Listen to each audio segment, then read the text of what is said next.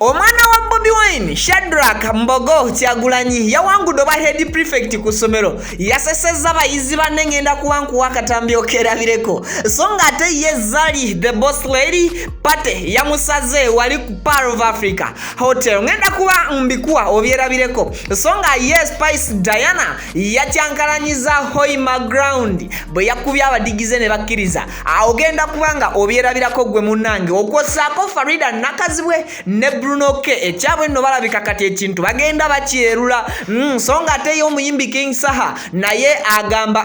London Akizkoze kimala akale nkwanirizako nnyo go wenna atulaba n'atuuliriza oli ku Viki exclusive mukwano awamu ne Wonder Boy UG era nga nsooka kusaba video no mukwano gimpereka like yes liking aka video kanusobola okubeera nga oboli awo atutandikirawo butereevu tuli proudly sponsored by Biva Organic Natural and Healthy Products abasangibwa ku Access Building Rubaga Road ojo kubeera ngo basingana songa Hajati Kalodo naye musomi waddwa agenda kuba kulombereddwa ensonga kugamba mu contacting ku number esimu jola mu kitabe kya Cran buli kimu kiberenga kitambula maridadi sana kale katutandikirewo Shadrack Mbogo Kyagulanyi ngono nno ye mwana wa Bobby Wine ne Barbie ayavuddeyo n'abeera nga bambi awangula obwa head prefect akusomero gyasomera ono nno ayakyamudde nnyo bayizi banne bwe yabadde nga agezaako okubeera nga abasaba okumulonda era ka video kano kengenda okubeera nga nkuwa gwe kennyini weewulirireko Shadrack yabadde asaba bayizi banne wulira ebigambo ebyavudde mu mwana omuto omutyo ati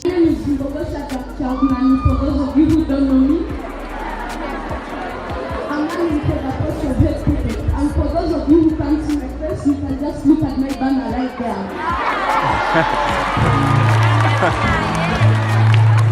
I am the person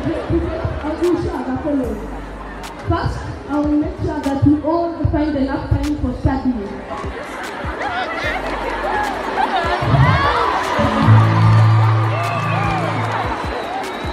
And second of all, I'll try and ask you to separate each piece of it to also go to the field and find some time.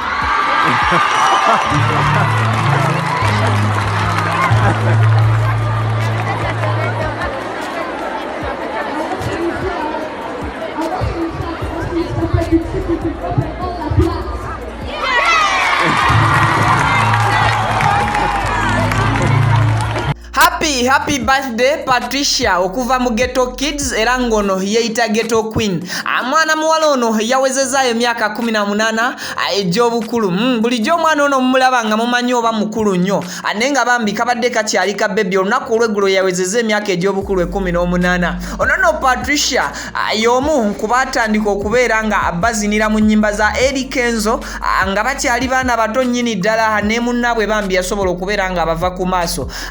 okusako n'ekibiina kya Ghetto Kids awamu eri gye tujjukira gye kyatandikira obulungi nga bakyali n'omukulu Idrisa Musuza paka olunaku olwaleero awe beetongolera ne babanga kati bali bokka nga Ghetto Kids omwana ono Patricia agezezzaako okubeera ng'asoma ebintu bingi watuukidde ku myaka 18 era nga ayize ebintu bingi omu ku mikwano gy'enfanfe ye mukyala Spice Diana era nga bambi bw'atyo yabaddewo nnyo ku mazaalibwa ge ng'omulundi guno gwe 18 okubeera nga bambi amuwishinga n'okumwagaliza ebirungi jokoni baali baddemu bombi Patricia ne Spice Diana era bambi ne bagezaako okufuna celebrations ezabadde ennyuvu ennyo ennyini ddala congratulations and happy birthday Patricia Ghetto Queen from Viki exclusive and Wonder Boy UG mukwano atukwagaliza birungi bisingera mukama ayongera okubeera nga akuwangaaza osobola okulaba ne ku baana bo okosaako n'abazzukulu bo mukama bwali bakuyambye n'akuwangaaza n'obalabako I think ndoza mu comment section yawo wansi musobola okumwagaliza mwana muwala w'amazaalibwa amalungi ono Patricia atujja kuba twongera okumanya ebimukwatako ebitonotono kale ebyo nga tubitadde akute ku mabbali omukyala Farida nakazibwe n'omukulu Bruno ke munnange ensonga zaabwe balabikanga bazitutte ku level ndala nnyo nnyini ddala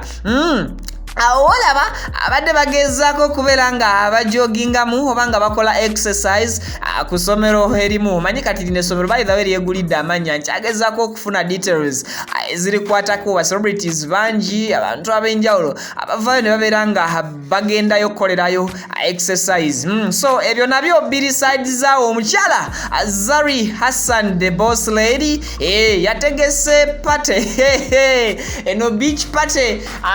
kyeyamukoze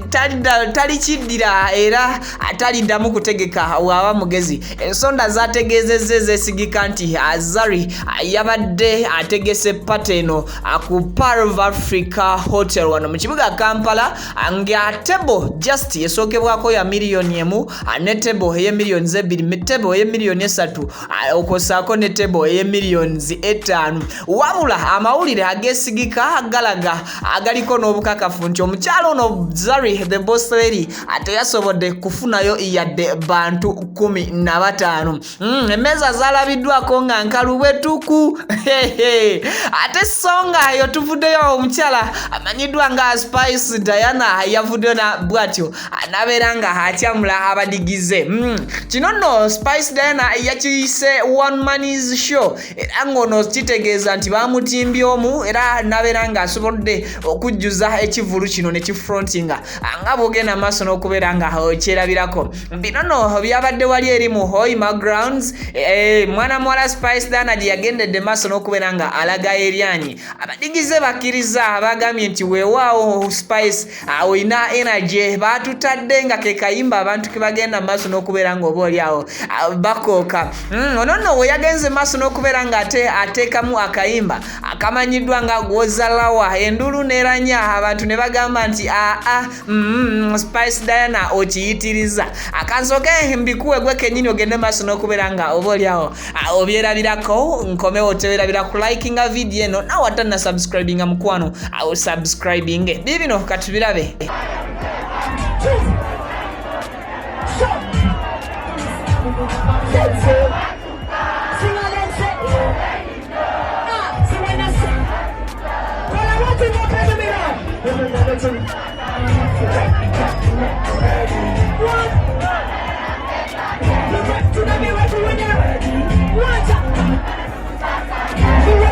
You know I'm ready. I'm ready when if you're ready.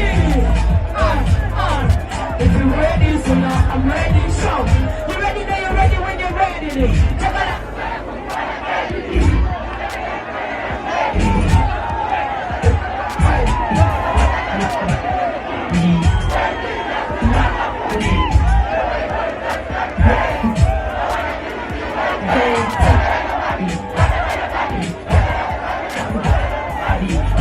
nga Spice atyankalanya Hoima omukulu King Saha nanyini voko yabadde naye agezaako okubeera nga London agiteeka ku kyokya.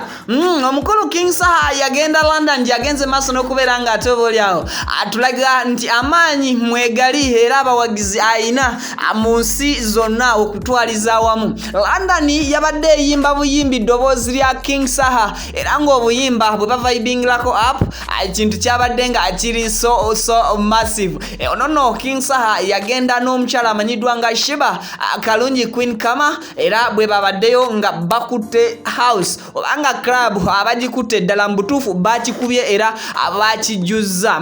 Wano kuvika exclusive ne Wonderboy UG tukugamba gwe buli lwo subscribinga no making sure nti okutte mukade n'okajja mu personalize n'okateekamu all buli kintu kyonna ekigenda maaso naddala mu entertainment industry ojja kubeera nga okifuna bulungi. So n'olwekyo mukwano tukusaba subscribinga ate teberabira